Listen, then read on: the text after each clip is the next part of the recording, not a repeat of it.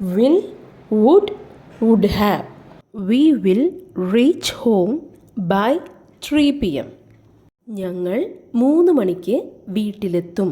ഇവിടെ ഉറപ്പായും 3 മണിക്ക് എത്തും എന്ന് പറയുമ്പോഴാണ് will ഉപയോഗിച്ചിരിക്കുന്നത്.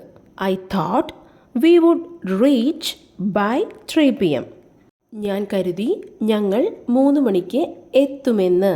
അതായത് 3 മണിക്ക് എത്താൻ കഴിഞ്ഞില്ല, എത്തിയത് 10 മണിക്കാണ്.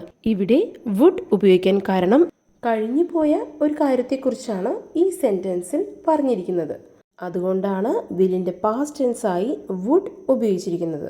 ഐ തോട്ട് ഞാൻ കരുതി V would reach by 3 p.m. 3 മണിക്ക് ഞങ്ങൾ എത്തുമെന്ന്. I thought we would reach by 3 p.m. I would have reached by 3 p.m. if we hadn't got stuck in traffic. ഞാൻ 3 മണിക്ക് എത്തുമായിരുന്നു ഞങ്ങൾ ട്രാഫിക്കിൽ കുടുങ്ങിയില്ലെങ്കിൽ.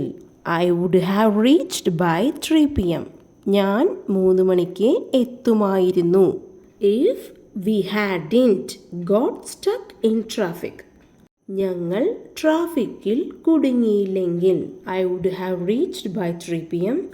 if we hadn't got stuck in traffic. ഇവിടെ would have ഉപയോഗിച്ചിരിക്കുന്നത് നടക്കാത്ത ഒരു ഹൈപ്പോത്തറ്റിക്കൽ സിറ്റുവേഷൻ പറയുമ്പോഴാണ്. ഇതുപോലുള്ള daily വീഡിയോസിനായി പ്ലീസ് സബ്സ്ക്രൈബ്. Thank U.